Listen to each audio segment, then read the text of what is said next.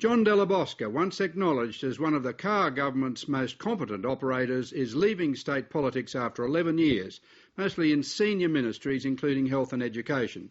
But his career turned to tears through the so-called Iguanagate affair and his resignation from cabinet last year when an extramarital affair was exposed. 3 weeks ago, Mr Della Bosca applied for and was appointed an advocate for the National Disability Insurance Scheme. He dropped in for a Stateline interview this afternoon. John Della Bosca, thanks very much for talking to Stateline. Why are you getting out? I've got a once-in-a-generation opportunity to play a leadership role, be the campaign coordinator for the National Disability Insurance Scheme. It's a window opportunity over the next 18 months to 2 years to get a permanent change to the disability system on a national basis, which will be a very important change for a fairer, more equitable Australia. A great challenge. I relish the idea.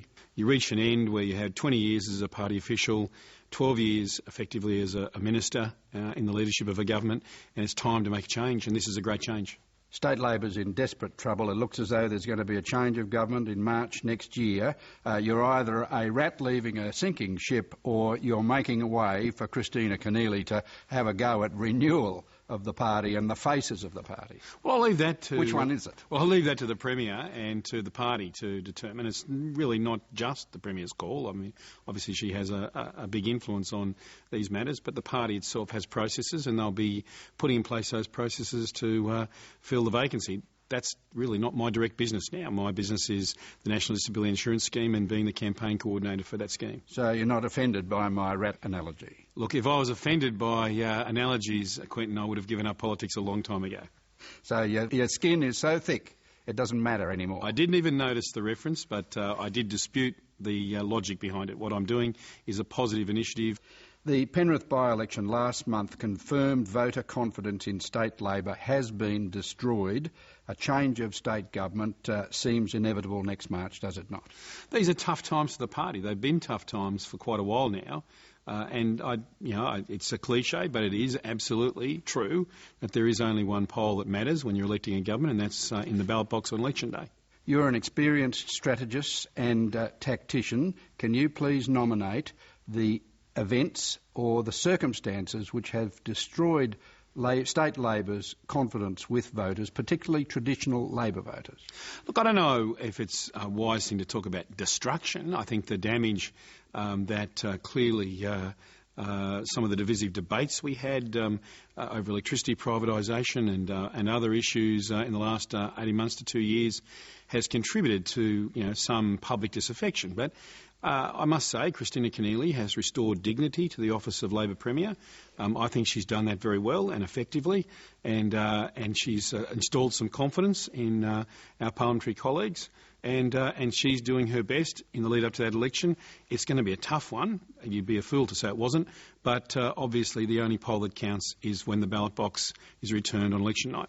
Let me nominate another factor which may have been responsible for the undermining of the party's vote. Hubris.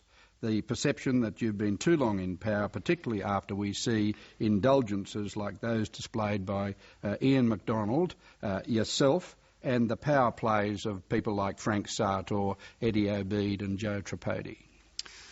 Well, hubris.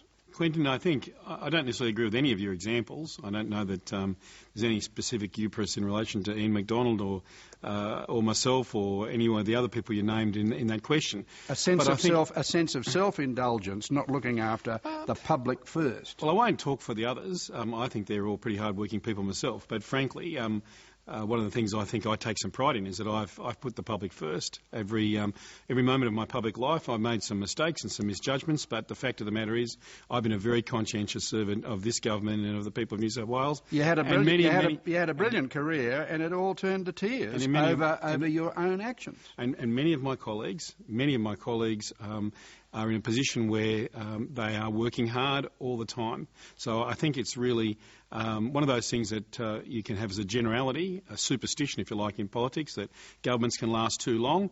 There's a superstition now that we won the last election, that we shouldn't have won the last election. If we'd have lost it, we'd have been coming back to government this time. I don't know. I don't have a crystal ball.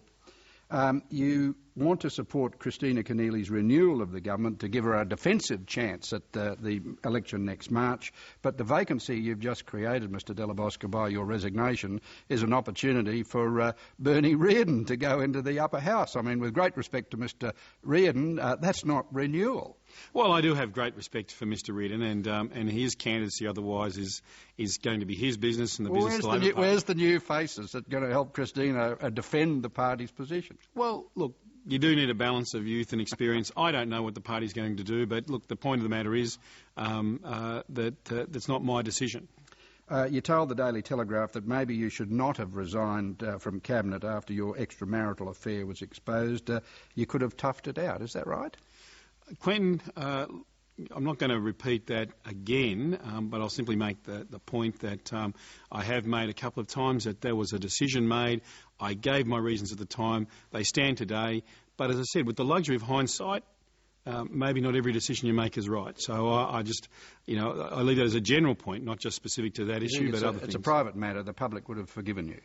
Well, Quentin, I'll leave you to speculate about that.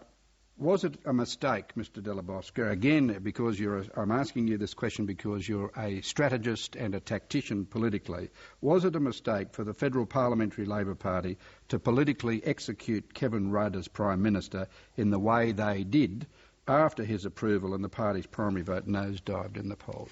Well, that's for the Federal Parliamentary Labor Party. The question is clearly one that's very important at the moment to the Labor Party, and Julia Gillard's in a campaign of conviction and hard work, and she's going about that, and I'm not going to do anything other than to say that she is the Prime Minister, she has the support of the Labor Party, and she's doing a very good job. Should Kevin Rudd get her off the hook now, because it's a factor in negative perceptions about the Gillard government, the manner in which she achieved the Prime Ministership? Should Mr Rudd come in and assist by saying it's all right, I'm okay, and everybody help Julia? Well, everybody, I think, but especially Mr Rudd and the Prime Minister, Ms Gillard, have been very careful about the words they say in relation to those issues. So has Carl Batar, the party's National Campaign Director. So I think I'll follow their lead and be very careful and just say that I think Kevin Rudd and everybody who's in the Labor Party wants to see Julia Gillard elected as Prime Minister. And you have confidence in these sons of New South Wales Labor, Carl Batar, now the National Secretary of the Labor Party, and Mark Arbib, Senator Mark Arbib, who was one of the Rudd executioners. Well, I don't know if you can necessarily use such florid language to describe a political process, Quentin. You can if you like, but look, I have as much confidence in all of my colleagues as I traditionally have. I look forward to a new career. I'm putting behind me making judgments about my parliamentary colleagues and my extra parliamentary colleagues. I'll leave that to you and the commentators. You say you want conviction politicians, but where is Julia Gillard's conviction? Inside the Gang of Four cabinet, she urged the dumping of the admissions trading scheme, a policy for which your party won an overwhelming endorsement in the 2007 federal election before Copenhagen. Where's the conviction there?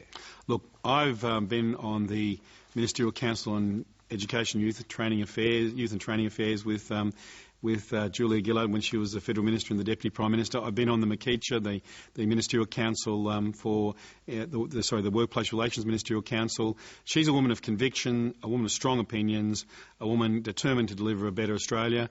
I can say that from having very close agreements with her on many things and a few disagreements with her on many things. She is a vigorous debater. She feels passionately about things. She's a conviction politician.